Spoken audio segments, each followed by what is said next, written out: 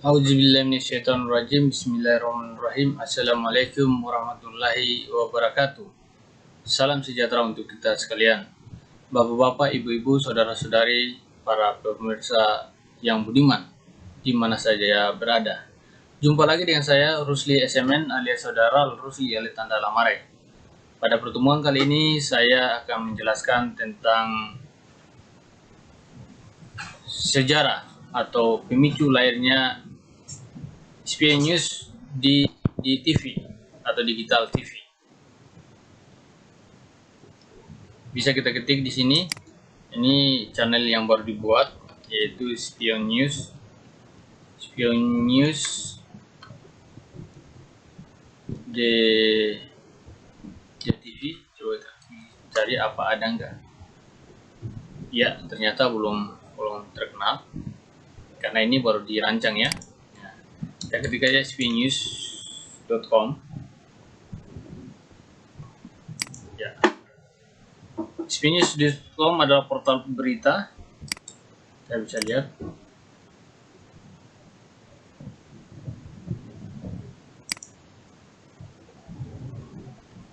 Ya, ini portal berita dari SPN News. SPN News ini didirikan, kita bisa lihat di redaksi, sejarah singkat dari SPN News.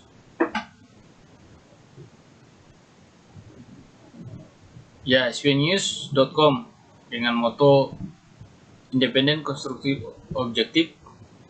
Slogannya adalah Beta Eco, independen, konstruktif, objektif. Kita bisa lihat di sini manajemen redaksinya. Kita lihat secara singkat sejarah dari SPN News. spnews.com ini adalah media online yang terbit pertama kali di wilayah Kepulauan Butung pada tanggal 1 Januari 2018 yang lalu oleh PT Rusman Ashiprakarya. Jadi di bawah bendera PT Rusman Ashiprakarya, singkat PT RAK. Media ini diterbitkan melalui website sebagai sarana informasi, komunikasi, pendidikan, dan hiburan bagi masyarakat, pembisnis, developer, instansi, dan atau publik di seluruh wilayah Negara Kesatuan Republik Indonesia (NKRI). Tim kerja spnews.com, tim kerja media ini terdiri atas profesional muda yang kompeten dalam bidang jurnalistik dan media online. Penerbit spnews.com yaitu PT Rusman Ashiprakarya. Badan hukumnya itu nomor AHU 0054-296-AH-01-01 tahun 2017, terlampir ya. Kalau kita mau lihat bisa lampirannya ini mungkin supaya lebih meyakinkan lagi para pemirsa. Kalau kita mau lihat ini nanti terdownload ya. Kalau apa kita bisa download. Kalau dibaca ini cukup besar ya. Nah, kita pause saja karena agak lama ya. Nanti kalau pemirsa mau ingin lebih dalam ya bisa jangan terdownload. Presiden komisaris dari PT Rusman Ashiprakarya adalah Rusli SMN. Presiden direkturnya adalah Adnan Sarjana Hukum. Wakil presiden direktur adalah Nurinda, direktur Erna. Pemimpin penanggung jawab redaksi. Jadi ini manajemen perusahaannya tadi yang saya sebutkan, manajemen perusahaannya. Ya, mulai dari komisaris, yaitu presiden komisarisnya adalah Rusli SMN. Presiden direkturnya adalah Adnan Sarjana Hukum. Wakil presiden direktur Nurinda, direkturnya Erna. Lalu manajemen keredaksiannya yaitu pemimpin penanggung jawab redaksi yaitu Haryadi Eskom, redaktur pelaksana Fardini Ode, redaktur Rusli dan Mansur, koordinator liputan atau editor Rusli SMN, sidang redaksi dari dewan redaksi atau sidang redaksi dipimpin oleh Haryadi Eskom, Fardini Ode, dan keanggotaan Irham Leonusa SIP, Robi kemudian ESP, Rusli SMN, Mansur Sudianto Buton. Untuk sementara itu laku dari spnews.com. Kontributor untuk Jakarta adalah Alianto ya. IT support itu Ode Abdurrahman, sekretaris redaksi Rahman. Sekretariat redaksi alamat di Jalan Perintis RT 003 garing RW 003 Kelurahan Keturunan Kecamatan Tombari Kota Bogor Provinsi Sulawesi Tenggara. Mobile teleponnya, HP-nya untuk pimpinan redaksi Haryadi yaitu 0822 992 sedangkan telepon redaktur pelaksana yaitu hari ini Ode adalah 0821 9855 0332. Emailnya itu redaksi spionnews@yahoo.com, tapi disarankan adalah redaksi @spionnews.com ya. Ya. Oke, pada kesempatan ini saya ingatkan lagi bahwa ketika menjalankan tugas, karyawan atau wartawan dari SPNews dibekali oleh surat tugas atau kartu pers, dan dalam mempertanggungjawabkan pemberitaan, wartawan dilarang untuk menghadiri atau menghadiri pemanggilan dari pihak kepolisian ketika ada pemberitaan yang ketika ada pencemaran nama baik. Pihak penegak hukum harus bersurat atau melakukan pemanggilan kepada pimpinan redaksi sebagai penanggung jawab utama. Setelah itu baru redaktur pelaksana, baru redaktur bila dipandang dulu, atau langsung ke wartawan itu sendiri yang membuat berita. Oke. Setelah SPNews ini sudah beberapa kali dia tidak boleh dikatakan mati suri ya. Nah, berkembang mati. Maka ada salah satu pemberitaan yang perlu saya bacakan pada kesempatan ini, yaitu tentang SPNews. Dengan satu berita itu SPNews hadir wajah lama tampilan baru. Apa maksudnya? Kita bisa klik. Yang dimaksud dari pemberitaan ini adalah SPNews hadirkan wajah lama tampilan baru. Haryadi adalah pemain lama dari grup SPNews ini. Ini kita bisa lihat baca bau-bau sebagai salah satu media online. SPNews memberikan informasi kepada publik untuk bisa memperbarui informasi yang ada di Pulau Buton, baik yang bersifat budaya, kesehatan, politik, dan olahraga. Ketika ditemui di kantor redaksi, Presiden Komisaris PT Rusma Asipakarya atau RAK sebagai perusahaan penerbit SPNews, yaitu Rusli SMN, mengatakan bahwa sehubungan dengan ketidakaktifan SPNews dalam beberapa waktu lalu karena dibawa ke Pulau Seram untuk menjadi media online di sana, mengungkap bapak dari 5 orang anak itu.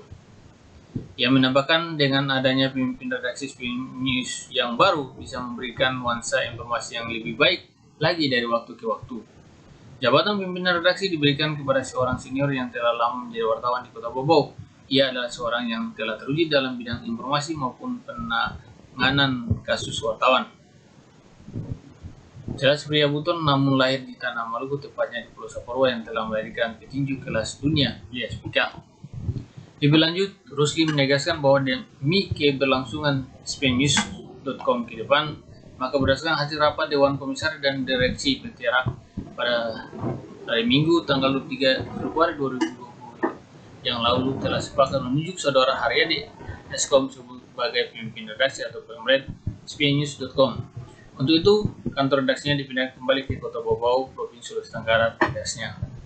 Lebih lanjut, saudara Rusli yang akrab disapa saudara Ral ini menjelaskan, sebagai salah seorang wartawan pilihan kami, Haryadi menjadi sosok yang bisa diandalkan karena pria ini adalah seorang wartawan yang dari masa kampusnya memang mengambil jurusan komunikasi dan dalam bidang studinya kebanyakan memuat tentang jurnalis. Untuk Kota Bobau sendiri, dari sekian banyaknya wartawan yang ada, dia adalah salah satu wartawan senior yang memiliki kemampuan jurnalis yang dari dasarnya kuliah jurnalis. Untuk Kota Bobau kebanyakan bukan dari jurusan jurnalis, ungkap pria yang telah berumur 40 tahun lebih itu.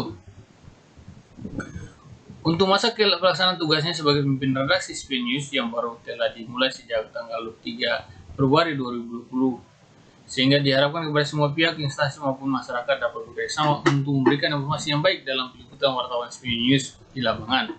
Hal ini demi menciptakan rasa adil dan makmur dalam mendapatkan informasi yang bermanfaat, bukan informasi yang menghancurkan generasi Buton pada khususnya dan masyarakat Indonesia pada umumnya.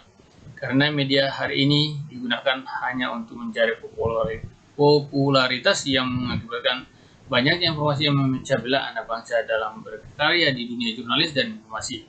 Akibatnya saling benci dan iri yang ditimbulkan, bukan mencari solusi dan persatuan untuk mencapai kedamaian dan kesejahteraan masyarakat bangsa Indonesia di masa depan. Urainya Hari 23. Ya, inilah pemberitaan yang sengaja saya bacakan, dan ini sosok Haryadi sebagai pimpinan redaksi kami. Semoga para pemirsa bisa bekerja sama dengan kru dari SPNews Dan setiap pemberitaan insya Allah kami akan sajikan selain dalam bentuk tulisan juga dalam bentuk video dan suara dan video. Maka pada malam berkat diskusi kami tadi atau pada tanggal 13 malam kemarin, saya Rusli Yasemin berdiskusi dengan saudara Haryadi Eskom dan saudara Fardinode, sehingga ada muncul bahwa bagaimana kalau kita langsung juga punya live streaming lewat YouTuber. Oleh karena itu kami buatlah yang namanya SPNews TV, Digital TV. Nah, pada rekaman video yang saya bacakan ini, yang saya paparkan ini akan menjadi video perdana kami di SPNews TV.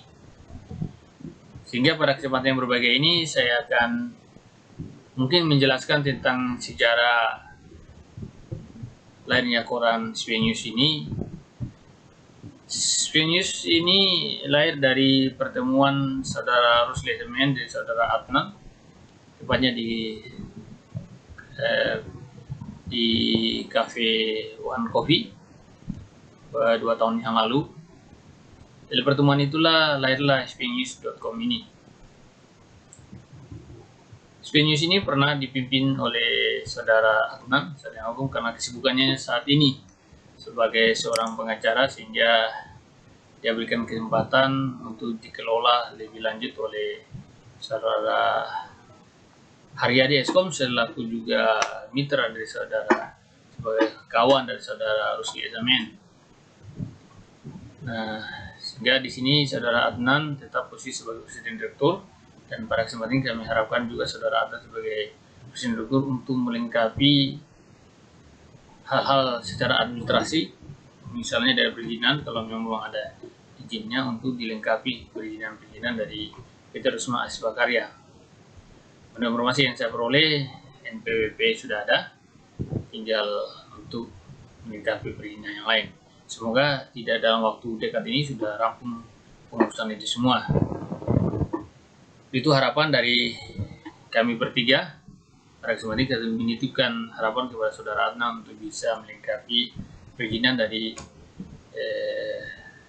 usaha untuk melengkapi pas jalan lah. Saya ibarat PT Rusma Ashifa Karya adalah sebuah kapal bot atau kapal, sudah ada wadah, sudah ada kapten, tinggal mau jalan pas jalannya harus diurus dulu. Atau lebih abdolnya lagi, walaupun tanpa pas jalan hanya sudah ada PT Rusma Ashifa dan ada penanggung sudah bisa berjalan, sehingga sanksi denda 900 juta sesuai dengan pasal kalau tidak salah 18 ayat 2 tentang undang-undang pers ini, kita sudah terabaikan itu sanksi 900 juta kalau tidak berbadan hukumnya. Insya Allah kita sudah tidak kena sanksi ini karena kita punya PT Rusma Ashifa Karya sudah berbadan hukum. Ya, karena ini pertemuan baru dengan para pemirsa semua, terutama bagi mereka-mereka yang menyukai dunia jurnalis. Atau pada kesempatan ini saya coba berbagi pengalaman, yaitu saya menceritakan sekelumit kisah tentang saudara Rusli Yasemin. Saudara Rusli Yasemin ini dilahirkan dari cinta kasih Waratna, Ali dan Waratna. Saya adalah anak kedua dari 6 bersaudara. Saya Ramli, lalu saya Rusli, yang ketiga sudah almarhum, masih kecil sudah meninggal, satu Erna, Disna dan Rahmat. Keempat saudara saya saat ini mereka berada di Masoi, ibu kota Kabupaten Maluku Tengah. Saya sendiri di Kota Bobau. Atas perintah, atas petunjuk, atas dukungan, atas dorongan, dan atas bimbingan atau sim dari keluarga saya, terutama ayah saya, supaya saya bisa mengabdikan diri saya di tanah Buton ini. Maka apa yang harus saya berbuat di tanah Buton ini? Alhamdulillah, perjalanan panjang saya berada di Buton, yaitu mulai tahun 99 setelah kerusuhan Ambon, kami keluarga mengungsi di NTB. Tahun 2000 silam yang lalu, di sanalah mulai saya mendapat ilmu jurnalis. Setelah saya 3 bulan, karena kondisi terbatas, saya kerja di kafe KPK Dato Jaya selama 3 bulan di situ.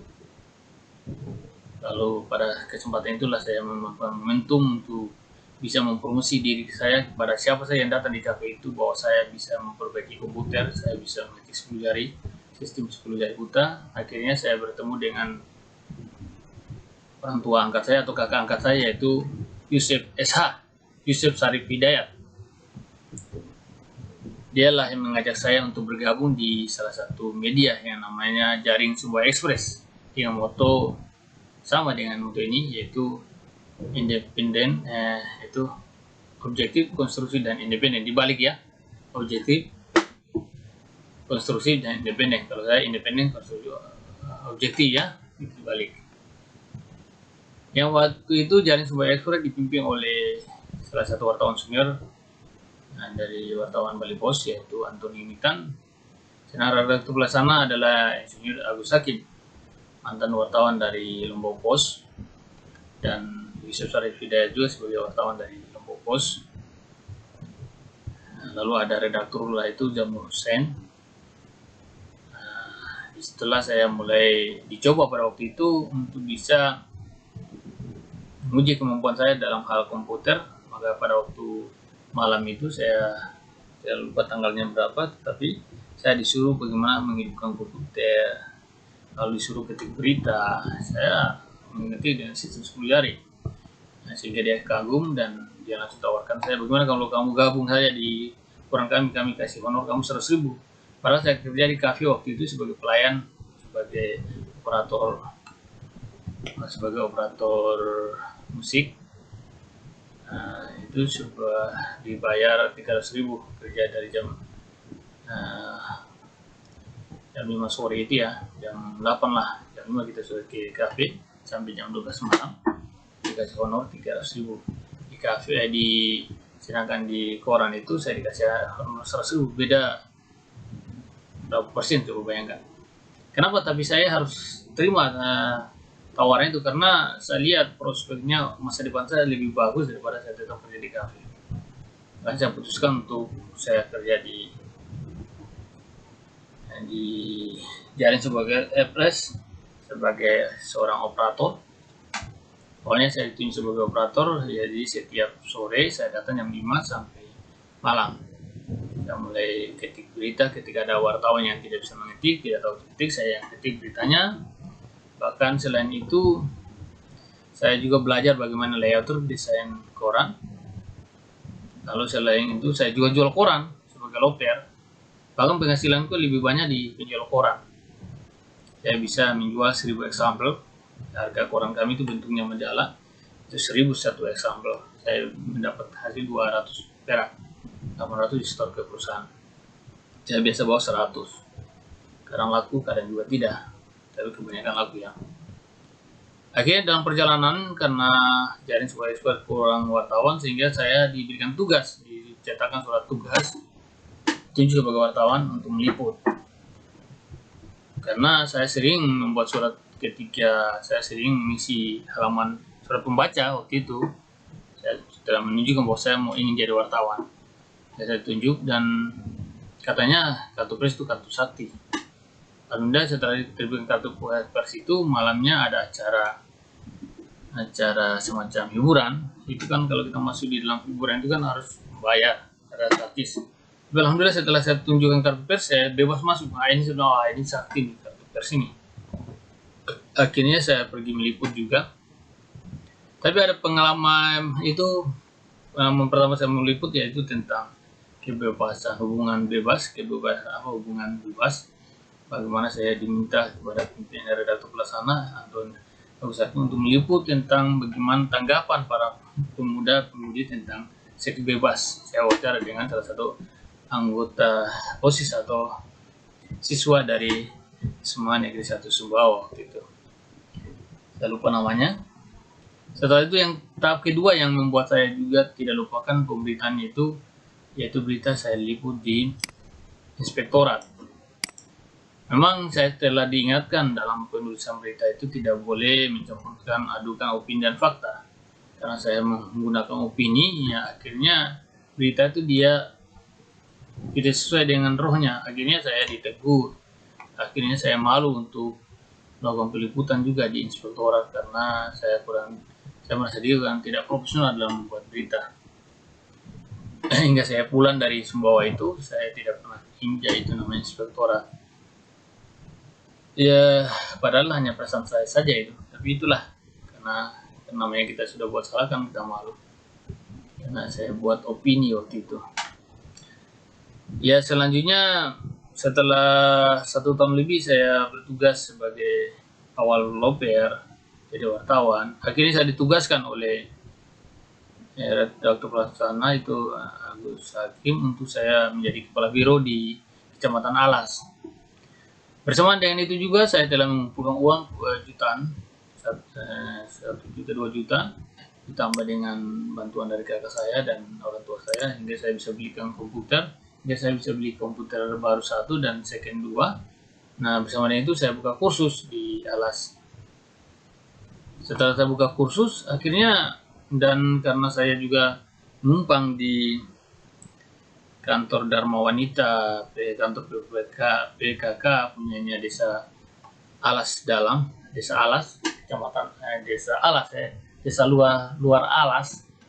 Hingga saya tidak bisa kemana-mana karena ada barang yang perlu saya jaga, sehingga ketika Agus Hakim meminta saya kembali ke Sumbawa untuk bertugas di Sumbawa, saya langsung minta berhenti.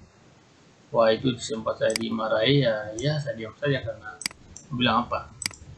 Hingga ada kalimat yang katakan, Anda tikam kami dari belakang. Saya tidak mengerti apa maksud kata itu. Tapi ternyata dia jelaskan bahwa Anda kami masih butuhkan, kok Anda harus keluar. Kalau seandainya ada pengganti dari Anda, ya baru Anda keluar kan tidak masalah. Ini kan kita lihat, saya diam saja karena saya anggap salah, tapi ya mau bilang apa lagi. Akhirnya saya berhenti dari sebagai seorang wartawan.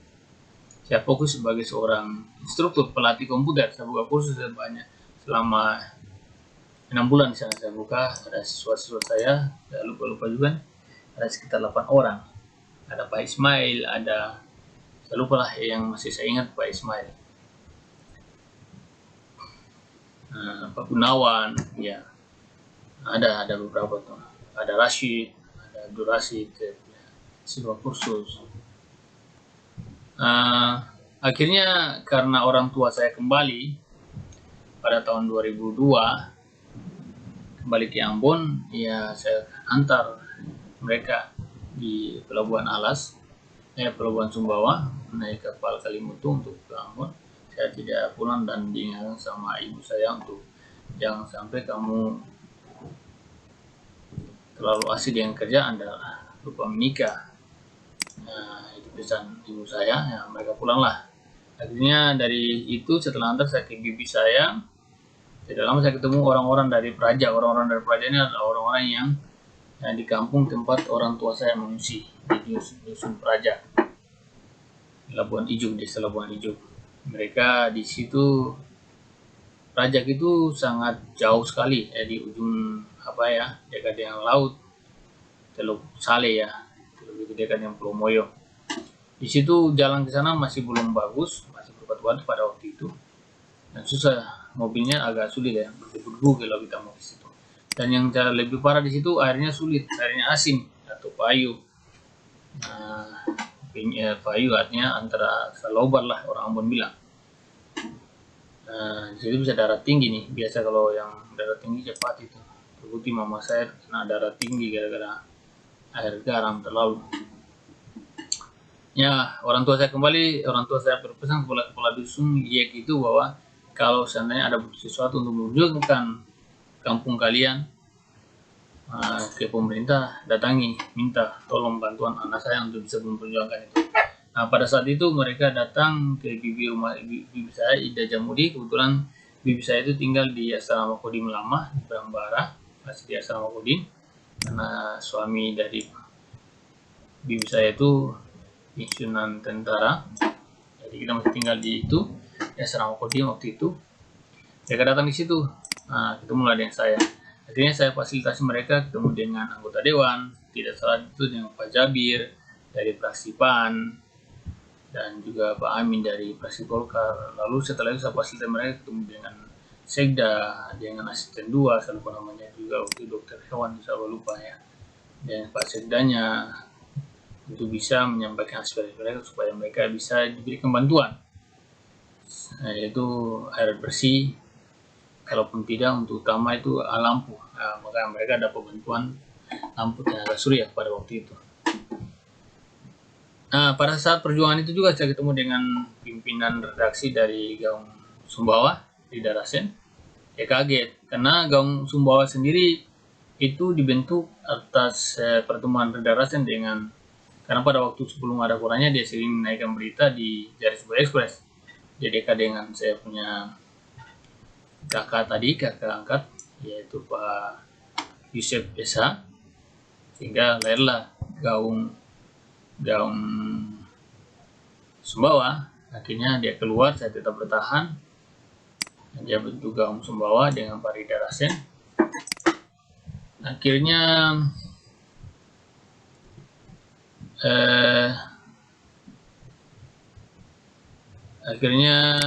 setelah ketemu itu ya bentuklah Gaung Sumbawa tadi. Nah, pertemuan saya dengan Pak Rida Rasen di DPR itulah ya mengajak saya untuk bergabung lagi dengan Gaung Sumbawa, tidak lagi sebagai loper tapi langsung menjadi wartawan. Dan 1 bulan saya bergabung dengan beliau, dan sebelum bergabung dia minta saya buat surat lamaran kerja. Lalu setelah itu membaca kode etik jurnalis internalnya, yaitu ada 7 poin yang saya ingat, bahwa wartawan Gaung itu dalam melakukan peliputan dibekali dengan surat tugas, wartawan Gaung itu harus menghargai narasumber, wartawan Gaung itu harus melindungi narasumber, wartawan Gaung itu dalam menulis berita tidak campur adukan fakta dan opini. Nah, wartawan Gaung itu harus melayani jawab, wartawan Gaung itu tidak boleh menaikkan berita yang berbau sara dan harus melayani hak koreksi dan seterusnya. Itu yang saya ingat. Lalu setelah itu tidak 1 bulan kemudian saya ditugaskan sebagai di Biro Dompu di Kabupaten Dompu di Masih Pulau Sumbawa. Sana saya tinggal di rumah Muhammad Fasyal di orang tuanya di bagian lingkungan Bali, saya lupa ya, yang di Dompu. Di rumahnya kita jadikan kantor redaksi di situ. Tidak lama kemudian banyak berita-berita yang saya tulis tentang bagaimana kritik pemerintah di sana. Ya, akhirnya saya memang disaluti juga tentang tulisan-tulisan karya-karya saya. Akhirnya banyaklah cerita itu. Nanti dalam sisi yang lain saya akan cerita bagaimana perjuangan saya sebagai wartawan Gaung Sumbawa di Dompu. Nah, tidak lama kemudian Gaung Sumbawa berubah namanya menjadi Gaung NTB, Nusa Tenggara Barat, karena memang di setiap kabupaten di NTB itu sudah ada biro-bironya, sehingga lebih luas lagi, bukan hanya beredar di Sumbawa saja tetapi di seluruh Nusa Tenggara Barat, hingga namanya diganti dengan Gaung NTB. Yang motonya adalah jangan gentar berkata benar. Sehingga dari pengalaman-pengalaman itulah, sehingga setelah saya kembali, karena pada waktu saya tugas di Dompu itu ayah saya telepon saya, wah ibu sakit, kalau melihat mayat ibu kembali ke Masoi, maka saya kembalilah pada waktu itu. Saya sekitar bulan, kalau tidak salah sekitar bulan Mei saya berada di Buton ini. Pada saat saya di Buton saya pernah meliput sebagai wartawan Gaung NTB, meliput tentang bagaimana pengungsi, dan saya berupaya untuk ketemu Sapi tidak terima saya. Dan bukan Sapi yang tidak terima karena tidak ada di tempat. Saya ketemu dengan asisten 3 waktu itu, kalau tidak salah itu Pak Taslim. Saya ingat betul itu tahun 2003 yang lalu. Cuma asisten 3 yang melayani saya. Selanjutnya saya juga pernah bertemu dengan Lurah Lompo, juga pernah wawancarai dan juga minta tolong untuk bisa memasukkan paman saya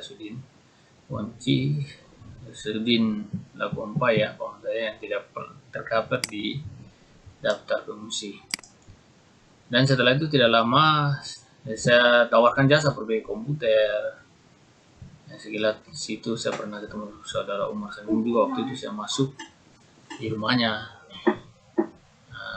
Dia sebagai kader PAN, karena sebelum saya merantau juga saya pernah menjadi kader PAN.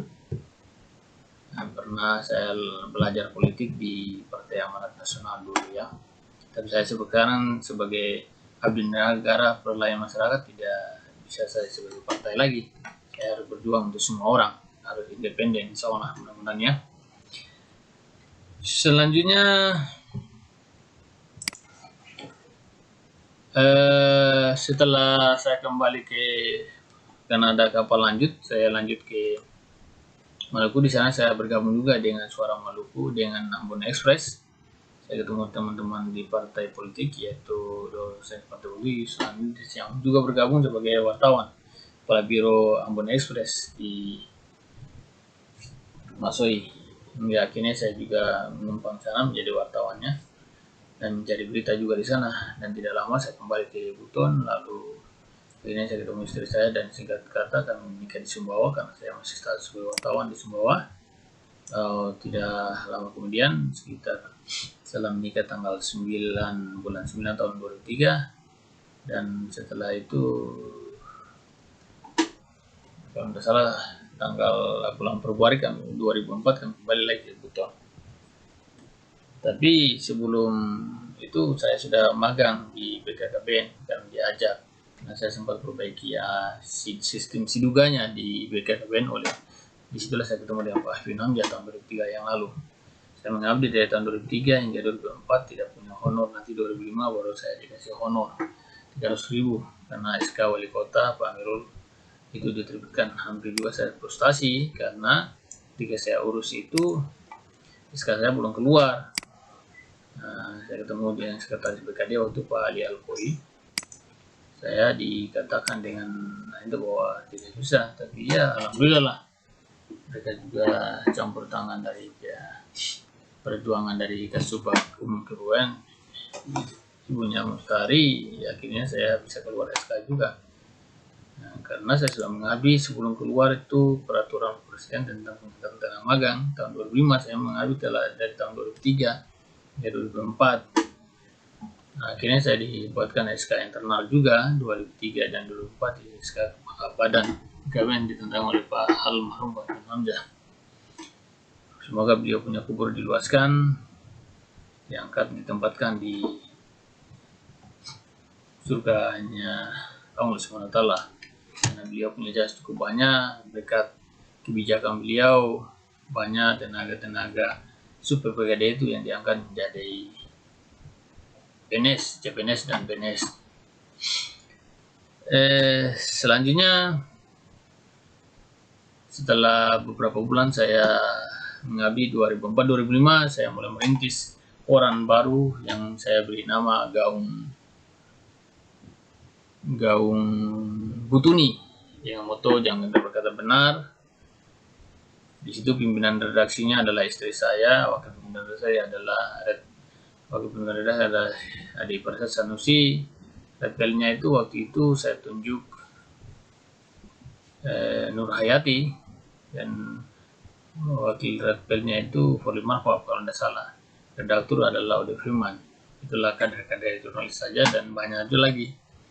Kami minta bimbingan dari saudara Muhammad Gafur, membimbing kami untuk menjadi wartawan profesional.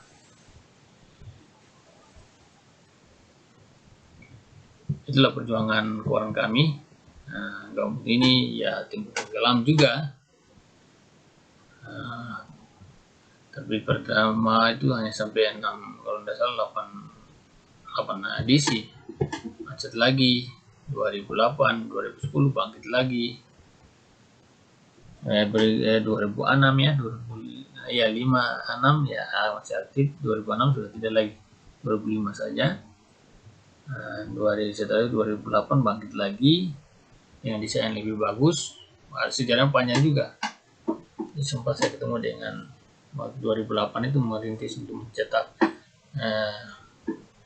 orang Gaung Butuni itu. Kita ketemu dengan, saya ingat ketemu dengan sekretaris saya saat itu, Pak Arlis. di rumahnya Pak Gunawas. Pak Gunawas punya percetakan di samping SMA 3. Karena satu lain hal, karena percetakannya itu tutup, hingga akhirnya koran kami juga mandek juga.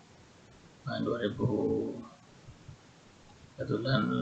satu dan lain hal ya, tutup lagi koran kita 2008 itu, hanya berapa edisi saja.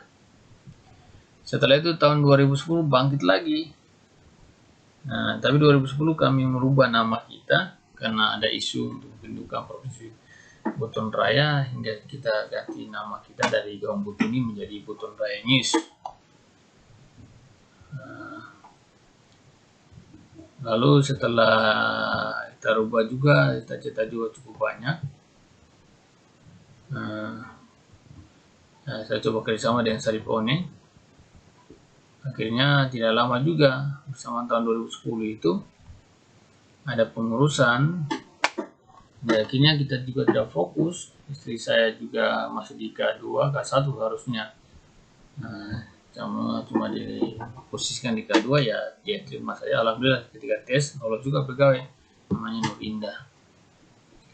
Ini perjuangan yang panjang ya.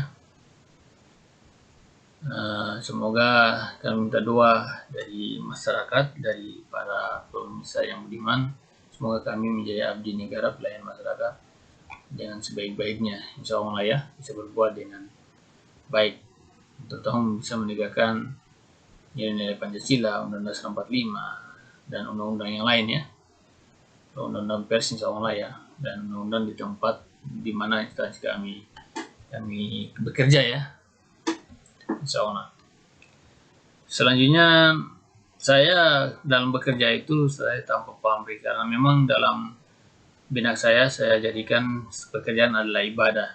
Setiap pekerjaan adalah ibadah, insya Allah saya berbuat yang ikhlas, nanti Allah yang balas apa yang saya kerjakan. Jadi saya pernah juga, bukan saya sombongkan diri, mohon maaf, saya pernah juga dikagumi oleh almarhum Laude Imba. Kok anakmu sudah 2, kok kamu tuh kok tidak banyak mengeluh, tidak ini. Ya karena tadi spirit dalam bekerja saya adalah karena ibadah. Kalau saya ingin mengabdikan hidup saya untuk nusa bangsa dan negara, apalagi untuk tanah Buton. Walaupun saya tidak lahir di Buton, tapi orang tua yang saya dari Buton, dan saya mengabdi di tanah Buton. Saya memang lahir di dusun Sirosore Serani atau dusun Amalatu, dusun Wahanaya, desa Sirosore Amalatu, Sirosore Serani, Kecamatan Saparua, Kabupaten Tengah, Provinsi Maluku. Tapi memang ternyata saya mengabdikan diri di Buton. Karena orang tua saya tidak, ya saya lah yang mengabdikan diri di tanah Buton. Insya Allah. Selanjutnya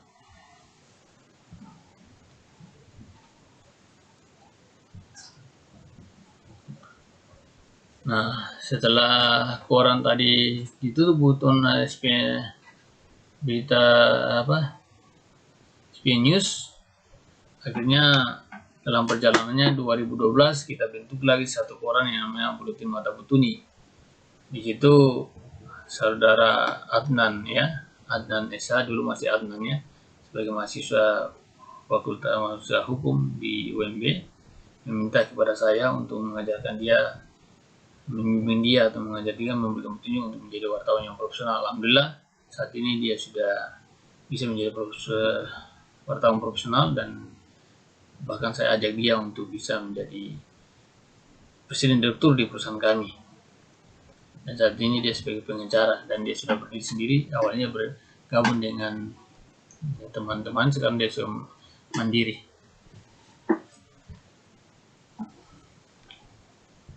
Ya, selanjutnya Buletin Mata Butuni waktu itu pimpinan redaksi Sudianto Buton ya. Sudianto Buton pernah ditunjuk sebagai pimpinan redaksi di Buletin Mata Butuni, dan redaktur pelaksana adalah Adnan Sarjana Hukum. Cuma tidak lama bergerak itu surat Buletin Mata Butuni, Sudianto Buton direkrut sebagai layouter di bawah pos. Ini sebelumnya pernah direktur sebagai layaktor di bawah pos karena ajakan saudara Haryadi. Nah, Haryadi juga pernah mengabdi di bawah pos sebagai layaktor juga kalau tidak salah, dan sekaligus wartawan. Nah, akhirnya Adnan juga direkrut di sana, dibimbing di sana, sehingga menjadi wartawan yang profesional seperti saat ini. Nah, bahkan kisahnya panjang juga ya. Nah, ini kalau ada waktu saya akan wawancara mereka satu persatu supaya juga bisa sebagai sejarah dalam perjuangan di Tanah Buton ini.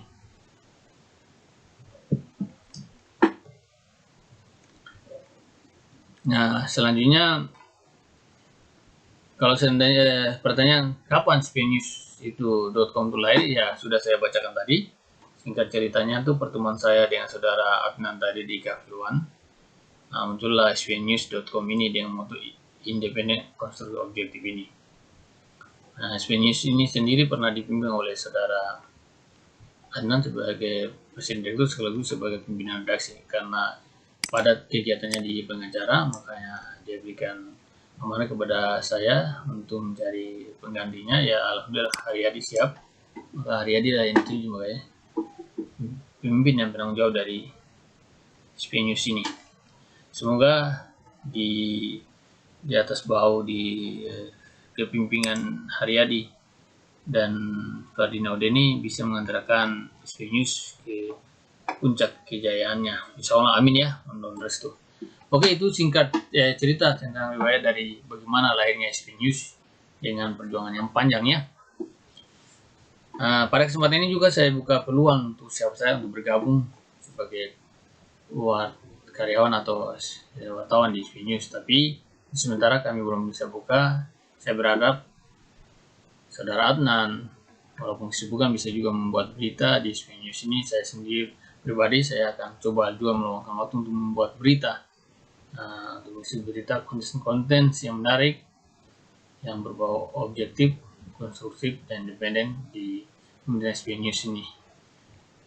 Saya berharap sama saudara Haryadi dan saudara Ferdinand bisa kreatif lagi, bisa inovasi lagi untuk bisa mengembangkan SPNews ini lebih baik lagi ke depan. Nah, pada kesempatan hari ini sebelum karena kita akan sama-sama masih belajar, maka saya pada kesempatan ini saya akan membuka Undang-Undang Pers sebagai pedoman kita bersama. Undang-Undang Pers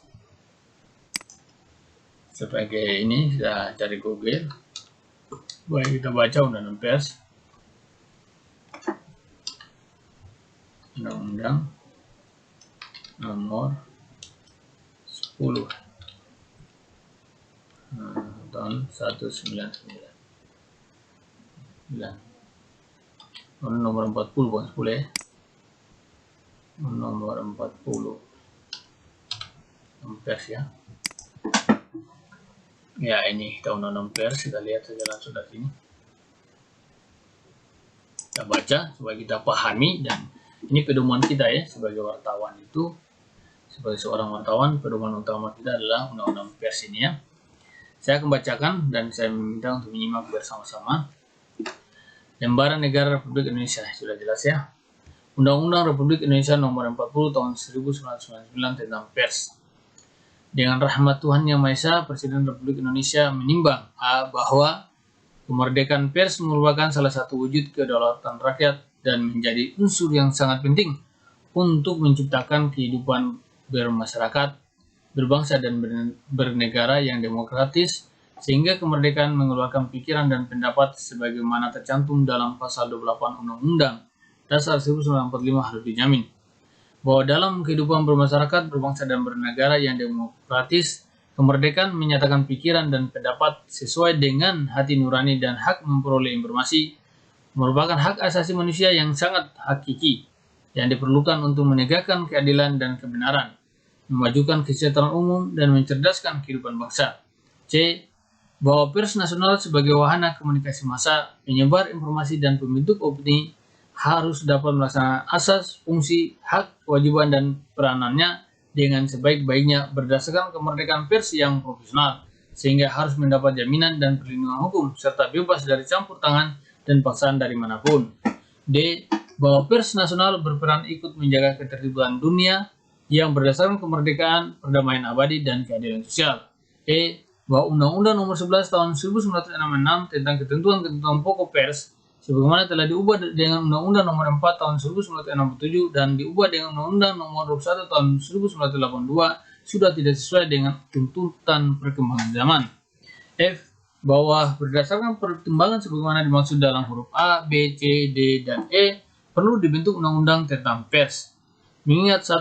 Pasal 5 ayat 1, Pasal 20 ayat 1, Pasal 7 dan Pasal 28 Undang-Undang Dasar 1945. 2. Ketetapan Majelis Permusyawaratan Rakyat Republik Indonesia Nomor 17/MPR/1998 tentang Hak Asasi Manusia dengan persetujuan Dewan Perwakilan Rakyat Republik Indonesia memutuskan menetapkan Undang-Undang tentang Pers Bab 1 Ketentuan Umum. Pasal 1. Dalam undang-undang ini yang dimaksud dengan 1. Pers adalah lembaga sosial dan wahana komunikasi massa yang melaksanakan kegiatan jurnalistik meliputi mencari, memperoleh, memiliki, menyimpan, mengolah, dan menyampaikan informasi baik dalam bentuk tulisan, suara, dan gambar, serta data dan grafik maupun dalam bentuk lainnya dengan menggunakan media cetak, media elektronik, dan segala jenis saluran yang tersedia. 2. Perusahaan pers adalah badan hukum Indonesia yang menyelenggarakan usaha pers meliputi perusahaan media cetak, media elektronik, dan kantor berita serta perusahaan media lainnya yang secara khusus menyelenggarakan, menyiarkan, atau menyalurkan informasi. 3. Kantor berita adalah perusahaan pers yang melayani media cetak, media elektronik, atau media lainnya, serta masyarakat umum dalam memperoleh informasi. 4. Wartawan adalah orang yang secara teratur melaksanakan kegiatan jurnalistik. Ingat, kalau Anda dikatakan Anda wartawan adalah orang yang secara teratur melaksanakan kegiatan jurnalistik. Jadi kegiatan jurnalistik adalah kegiatan meliputi mencari, memperoleh, memiliki, menyimpan, mengolah, dan menyampaikan informasi baik dalam bentuk tulisan, suara, dan gambar, serta data dan grafik maupun dalam bentuk lainnya dengan menggunakan media cetak, media elektronik, dan segala jenis saluran yang tersedia.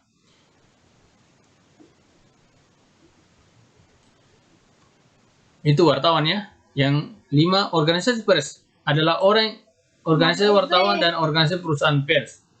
6. Pers nasional adalah pers yang diselenggarakan oleh perusahaan pers Indonesia. 7. Pers asing adalah pers yang diselenggarakan oleh perusahaan pers asing. 8. Penyensoran adalah penghapusan secara paksa sebagian atau seluruh materi informasi yang akan diterbitkan atau disiarkan, atau tindakan teguran atau peringatan yang bersifat mengancam dari pihak manapun dan atau kewajiban melapor serta memperoleh izin dari pihak berwajib dalam pelaksanaan kegiatan jurnalistik. 9. Pemberdelan atau pelarangan penyiaran adalah penghentian penerbitan dan peredaran atau penyiaran secara paksa atau melawan hukum. 10. Hak tolak adalah hak wartawan karena profesinya untuk menolak mengungkapkan nama atau identitas lainnya dari sumber berita yang harus dirahasiakannya. 11. Hak jawab adalah hak seseorang atau sekelompok orang untuk memberikan tanggapan atau sanggahan terhadap pemberitaan berupa fakta yang merugikan nama baiknya. 12. Hak koreksi adalah hak setiap orang untuk mengoreksi atau memberitahukan kekeliruan informasi yang diberitakan oleh pers, baik tentang dirinya maupun tentang orang lain. 13. Kewajiban koreksi adalah keharusan melakukan koreksi atau ralat terhadap suatu informasi, data, fakta, opini, atau gambar yang tidak benar yang telah diberitakan oleh pers yang bersangkutan. 14. Kode etik jurnalistik adalah himpunan etika profesi kewartawanan. Bab 2. Asas, fungsi, hak, kewajiban, dan peranan pers. Pasal 2. Ayat kemerdekaan pers adalah salah satu wujud kedaulatan rakyat yang berasaskan prinsip-prinsip demokrasi, keadilan, dan supremasi hukum. Prinsip demokrasi itu kan kita tahu bersama Jurdil dan Luber dan Jurdil. Langsung, umum, bebas, rahasia, dan jujur, adil, dan adil. Dan supremasi hukum, praduga tak bersalah, disenyari, diduga, dinilai, dan sebagainya. Pasal 3, ayat 1, pers nasional mempunyai fungsi sebagai media informasi, pendidikan, hiburan, dan kontrol sosial. Itu fungsi media itu ada 4. Ditambah 1, 5 ya. Pers nasional mempunyai fungsi sebagai media informasi, media pendidikan, media hiburan, dan kontrol sosial.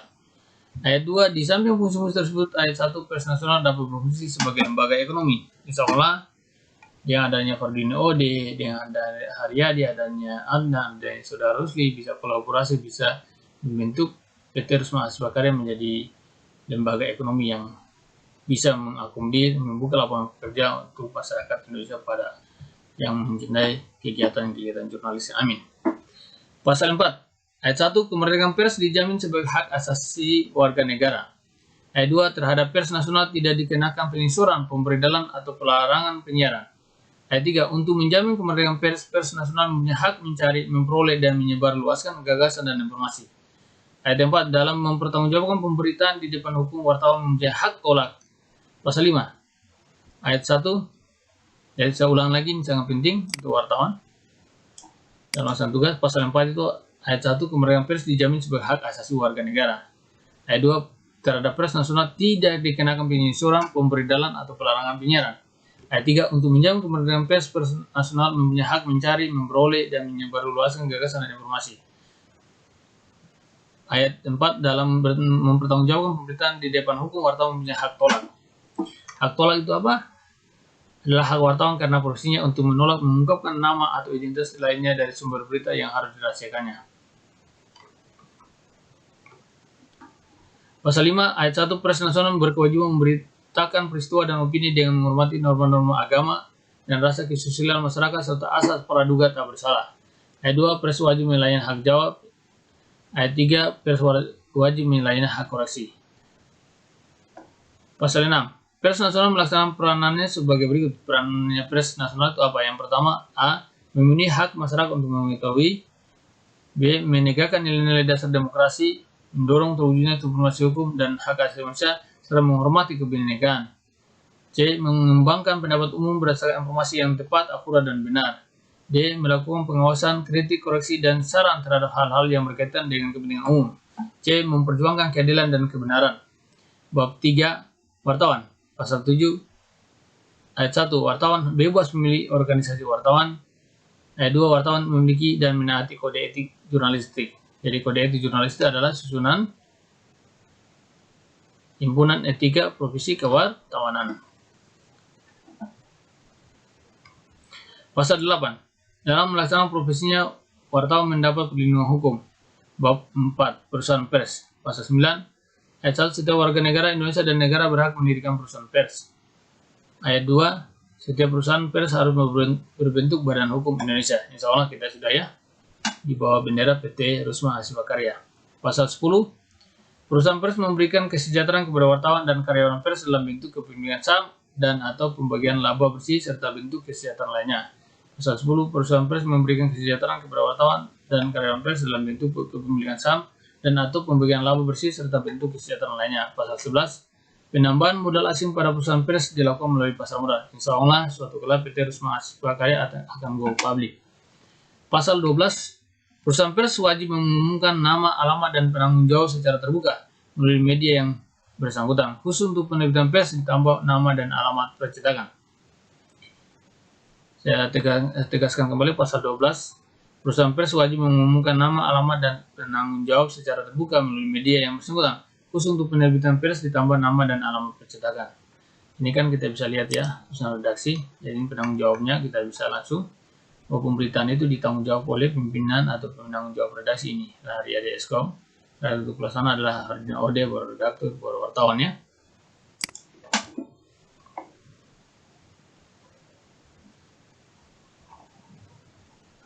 Pasal 13, perusahaan pers dilarang memuat iklan yang pertama A yang berakibat merendahkan martabat suatu agama dan atau mengganggu kerukunan hidup antar umat beragama serta bertentangan dengan rasa kesusilaan masyarakat. B, minuman keras, narkotika, psikotropika, dan zat adiktif lainnya sesuai dengan ketentuan peraturan perundangan yang berlaku. C, peragaan wujud rokok atau penggunaan rokok itu dilarang ya dalam penyiaran pers. Jadi kalau mereka pada rokok itu kita harus kaburkan.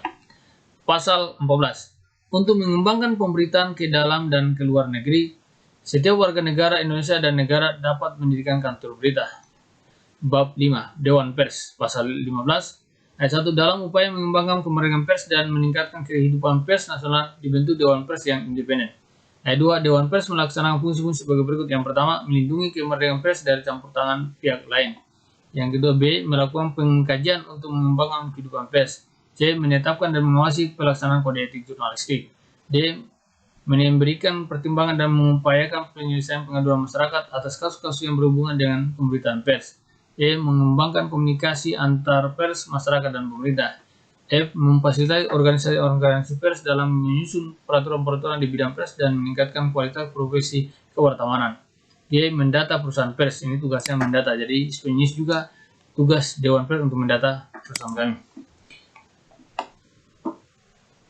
Ayat 3, anggota Dewan Pers terdiri dari A, wartawan yang dipilih oleh organisasi wartawan. B, pimpinan perusahaan pers yang dipilih oleh organisasi perusahaan pers. C, tokoh masyarakat ahli di bidang pers dan atau komunikasi wartawan dan organisasi perusahaan pers. Ayat 4, ketua dan wakil ketua Dewan Pers dipilih dari dan oleh anggota.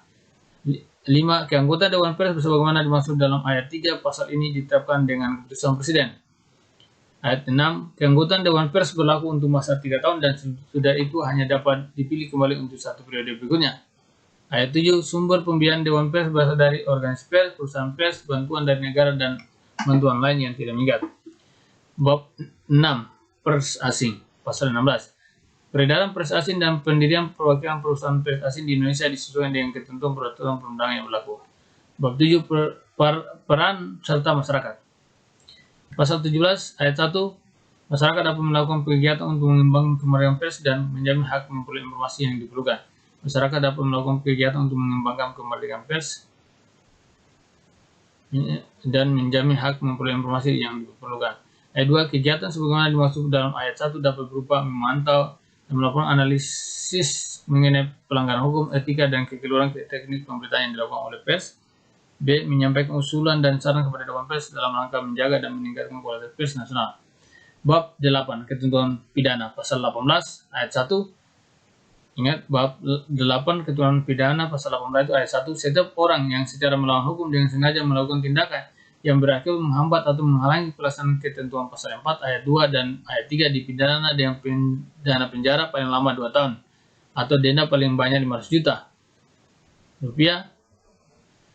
Ayat 2, perusahaan pers yang melanggar ketentuan pasal 5 ayat 1 dan ayat 2 serta pasal 13 dipidana dengan pidana denda paling banyak 500 juta. Ayat 3, perusahaan pers yang melanggar ketentuan pasal 9 ayat 2 dan pasal 12 dipidana dengan pidana denda paling banyak 100 juta rupiah. Ya, ulang lagi. Bab 8 tentang ketentuan pidana pasal 18 itu ayat 1 menjelaskan dengan bahasa saya, barang siapa yang sengaja menghalangi kegiatan wartawan dikenakan sanksi penjara 2 tahun dan denda 500 juta. Kenapa saya jelaskan tentang itu? Pasal 18 ayat 1, bahwa setiap orang yang secara melawan hukum dengan sengaja melakukan tindakan yang berakibat menghambat atau menghalangi pelaksanaan ketentuan pasal 4 ayat 2 dan ayat 3 itu apa? Pasal 4 ayat 2 pasal 4 ayat 2 dan ayat 3. Terhadap pers nasional tidak dikenakan penyensoran, pemberian atau pelarangan penyiaran. Dan ayat 3, untuk menjaga kemerdekaan pers nasional mempunyai hak mencari, memperoleh, dan menyebarluaskan gagasan dan informasi. Kegiatan jurnalistik gitu ya. Dan denda paling banyak 500 juta. Dan ayat 2, perusahaan pers yang melanggar ketentuan pasal 5 ayat 1 dan ayat 2 serta pasal 3 dipidana dengan pidana denda paling banyak 500 juta. Nah, pasal 5 ayat 1, 2 dan pasal 13 ayat 1 dan 2, pasal 5 ayat 1 dan 2. Perusahaan berkewajiban memberitakan peristiwa dan opini dengan menghormati norma agama dan kesusilaan masyarakat serta asas praduga tak bersalah. Dan ayat 2 itu pers wajib melayani hak jawab. Tidak kita kenakan sanksi yaitu denda 900. Dendanya berapa tadi? Denda serta dan pidana dengan denda paling banyak 500 juta. Nah, pasal 13 ini tentang apa? Kita lihat pasal 13. Perusahaan pers dilarang memuat iklan yang berakibat merendahkan martabat suatu agama dan atau mengganggu kerukunan hidup antar umat beragama serta bertentangan dengan rasa kesusilaan masyarakat. B, minuman keras, narkotika, psikotropika, dan zat aditif lainnya sesuai dengan ketentuan peraturan perundang-undangan yang berlaku. C, pedagang wujud rokok atau penggunaan rokok ini kita akan kenakan sanksi denda 500 juta. Yang ayat ketiga pasal 18 yaitu perusahaan pers yang melanggar ketentuan pasal 9 ayat 2 dan pasal 12 dipidana dengan pidana denda paling banyak 100 juta. Ini apa? Pasal 9 ayat 2. Pasal 9 ayat 2 itu setiap perusahaan pers harus berbentuk badan hukum Indonesia. Kita sudah ya. Nah, sanksi ini kita sudah bisa lewatkan. Ini 100 juta, denda 100 juta. Dan pasal 12 ini apa pasal 12? Perusahaan pers wajib mengumumkan nama, alamat ya. Oke, kita sudah umumkan ya, nama, alamat dan penanggung jawab ya.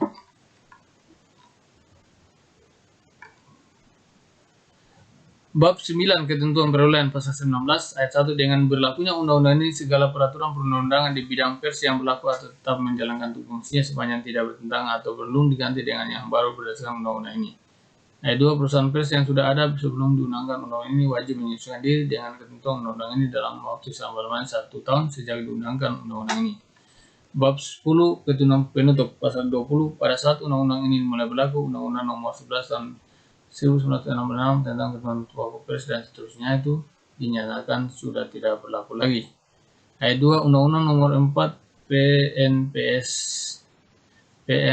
tahun 1967 tentang pengamanan terhadap barang-barang tentang isinya dapat mengganggu ketertiban dan seterusnya sepanjang menyangkut ketentuan mengenai ketentuan surat-surat kabar harian berkala dinyatakan tidak berlaku lagi. Pasal 21, undang-undang ini mulai berlaku pada tanggal diundangkan agar setiap orang mengetahui memerintahkan pengundangan undang-undang ini dengan penempatan dalam lembaran negara Republik Indonesia. Disahkan Jakarta pada tanggal 23 September 1999, Presiden Republik Indonesia Bahrudin Yusuf Habibie, termasuk Bapak Reformasi. Dan pada waktu itu Menteri Negara Sekretaris Negara Republik Indonesia Lamuladi. Tambahan lembaran negara Republik Indonesia. Penjelasan atas Undang-Undang Republik Indonesia Nomor 40 Tahun 1999 tentang pers. Kita bacakan ya penjelasannya. Yang benar tentang kementerian umum. Pasal 28 Undang-Undang Dasar 1945 menjamin kemerdekaan pers. Pasal 28 Undang-Undang Dasar 1945 menjamin kemerdekaan berserikat dan berkumpul, mengeluarkan pikiran dengan lisan dan tulisan. Pers yang meliputi media cetak, media elektronik, dan media lainnya merupakan salah satu sarana untuk mengeluarkan pikiran dengan lisan dan tulisan tersebut agar pers berfungsi secara maksimal sebagaimana diamanatkan pasal 28 Undang-Undang Dasar 1945, maka perlu dibentuk undang-undang tentang pers. Fungsi maksimal itu diperlukan karena kemerdekaan pers adalah salah satu perwujudan kedaulatan rakyat dan merupakan unsur yang sangat penting dalam kehidupan bermasyarakat, berbangsa, dan bernegara yang demokratis.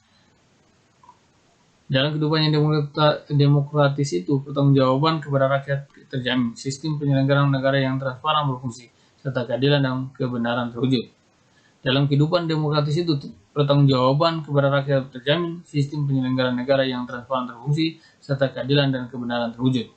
Pers yang memiliki kemerdekaan untuk mencari dan menyampaikan informasi juga sangat penting untuk mewujudkan hak asasi manusia yang dijamin dengan ketentuan Majelis Permusyawaratan Rakyat Republik Indonesia Nomor 17/MPR/1996 tentang hak asasi manusia.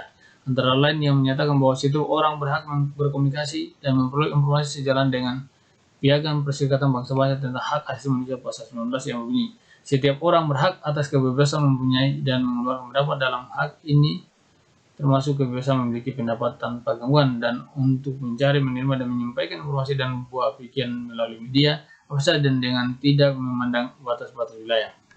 Pers yang juga melaksanakan kontrol sosial sangat penting pula untuk mencegah terjadinya penyalahgunaan kekuasaan, baik korupsi, kolusi, nepotisme maupun penyelewengan dan penyimpangan lainnya. Dalam melaksanakan fungsi, hak, kewajiban, dan perannya, pers menghormati hak asasi setiap orang. Karena itu dituntut pers yang profesional dan terbuka dikontrol oleh masyarakat. Kontrol masyarakat dimaksud antara lain oleh setiap orang dengan dijaminnya hak jawab dan hak koreksi, dan oleh lembaga-lembaga masyarakat seperti pemantau media was, dan oleh Dewan Pers dengan berbagai bentuk dan cara. Untuk menghindari pengaturan yang tumpang tindih, undang-undang ini tidak mengatur ketentuan yang sudah diatur dengan ketentuan peraturan perundang-undangan yang lain. Untuk menghindari pengaturan yang tumpang tindih, undang-undang ini tidak mengatur ketentuan yang sudah diatur dengan ketentuan peraturan perundang-undangan lain. Pasal 15, pasal 1 cukup jelas. Pasal 2 cukup jelas, pasal 3 ayat 1 cukup jelas, pasal 2 perusahaan pers dikelola sesuai dengan prinsip ekonomi agar kualitas pers dan kesejahteraan para wartawan dan karyawan semakin meningkat dengan tidak meninggalkan kewajiban sosialnya. Perusahaan pers dikelola sesuai dengan prinsip ekonomi agar kualitas pers dan kesejahteraan para wartawan dan karyawannya semakin meningkat dengan tidak meninggalkan kewajiban sosialnya. Insya Allah ya, benar-benar. Insyaallah SPN News ini akan bisa melakukan hal ini. Pasal 4 ayat 1. Yang dimaksud dengan kemerdekaan pers dijamin sebagai hak asasi warga negara adalah bahwa pers bebas dari tindakan pencegahan, pelarangan, dan atau penekanan agar hak masyarakat untuk memperoleh informasi terjamin. Kemerdekaan pers adalah kemerdekaan yang disertai kesadaran akan pentingnya penegakan supremasi hukum yang dilaksanakan oleh pengadilan dan tanggung jawab profesi yang dijabarkan dalam kode etik jurnalis serta sesuai dengan hati nurani insan pers. Kedua, penyensoran, pemberdelan atau pelarangan penyiaran tidak berlaku pada media cetak dan media elektronik. Siaran yang bukan merupakan bagian dari pelaksanaan kegiatan jurnalis diatur dalam ketentuan undang-undang yang berlaku. Ayat 3, cukup jelas. Ayat 4. Tujuan utama hak tolak adalah agar wartawan dapat melindungi sumber informasi dengan cara menolak menyebutkan identitas sumber informasi. Tujuan utama hak tolak adalah agar wartawan dapat melindungi sumber informasi dengan cara menolak menyebutkan identitas sumber informasi. Hak tersebut dapat digunakan jika wartawan diminta keterangan oleh pejabat penyidik dan atau diminta menjadi saksi di pengadilan. Hak tersebut dapat digunakan jika wartawan diminta keterangan oleh pejabat penyidik atau diminta menjadi saksi di pengadilan. Hak tolak dapat dibatalkan demi kepentingan dan keselamatan bangsa, keselamatan negara atau ketertiban umum yang dinyatakan oleh pengadilan. Hak tolak dapat dibatalkan demi kepentingan dan keselamatan negara atau ketertiban umum yang dinyatakan oleh pengadilan. Pasal 5 ayat 1. Pers nasional dalam menyiarkan informasi tidak menghakimi atau membuat kesimpulan kesalahan seseorang. Pers nasional dalam menyiarkan informasi tidak menghakimi atau membuat kesimpulan kesalahan seseorang, terlebih lagi untuk kasus-kasus yang masih dalam proses peradilan, serta dapat mengakomodasikan kepentingan semua pihak yang terkait dalam pemberitaan tersebut. Pasal 6, pers nasional mempunyai peranan penting dalam memenuhi hak masyarakat untuk mengetahui dan mengembangkan pendapat umum dengan menyampaikan informasi yang tepat, akurat, dan benar. Hal ini akan mendorong ditegakkannya keadilan dan kebenaran serta diwujudkannya supremasi hukum untuk menuju masyarakat yang tertib. Pasal 2 ayat 2 yang dimaksud dengan kode etik jurnalistik adalah kode etik yang disepakati oleh organisasi wartawan dan ditetapkan oleh Dewan Pers. Pasal 8 yang dimaksud dengan perlindungan hukum adalah jaminan perlindungan pemerintah dan atau masyarakat kepada wartawan dalam melaksanakan fungsi, hak, kewajiban, dan perannya sesuai dengan ketentuan peraturan perundang-undangan yang berlaku. Yang dimaksud dengan perlindungan hukum adalah jaminan perlindungan pemerintah dan atau masyarakat kepada wartawan dalam melaksanakan fungsi, hak, kewajiban, dan peranannya sesuai dengan ketentuan peraturan perundang-undangan yang berlaku. Pasal 9 ayat 1, setiap warga negara Indonesia berhak atas kesempatan yang sama untuk bekerja sesuai dengan hak asasi manusia, termasuk pendidikan perusahaan pers sesuai dengan ketentuan peraturan perundang-undangan yang berlaku. Pers nasional mempunyai fungsi dan peranan yang penting dan strategi dalam kehidupan bermasyarakat, berbangsa, dan bernegara. Oleh karena itu, negara dapat mendirikan perusahaan pers dengan membentuk lembaga atau badan usaha untuk menyelenggarakan usaha pers. Pasal 10 yang dimaksud dengan bentuk kesejahteraan lainnya adalah peningkatan gaji, bonus, pemberian asuransi, dan lain-lain. Pemberian kesejahteraan tersebut dilaksanakan berdasarkan kesepakatan antara manajemen perusahaan dengan wartawan dan karyawan pers. Pasal 11. Penambahan modal asing pada perusahaan pers dibatasi agar tidak mencapai saham mayoritas dan dilaksanakan sesuai dengan ketentuan peraturan perundangan yang berlaku. Pasal 12. Pengumuman secara terbuka dilakukan dengan cara media cetak memuat kolom nama, alamat, dan penanggung jawab penerbitan serta nama dan alamat pencetak. Media elektronik menyiarkan nama, alamat, dan penanggung jawabnya pada awal atau akhir setiap siaran karya jurnalis. Media lainnya menyesuaikan dengan bentuk, sifat, dan karakter media yang bersangkutan. Pengumuman tersebut dimaksudkan sebagai wujud pertanggungjawaban atas karya jurnalis yang diterbitkan atau disiarkan. Yang dimaksud dengan penanggung jawab adalah penanggung jawab perusahaan pers yang meliputi bidang usaha dan bidang terkait, sepanjang menyangkut pertanggungjawab pidana menganut ketentuan perundang-undangan yang berlaku.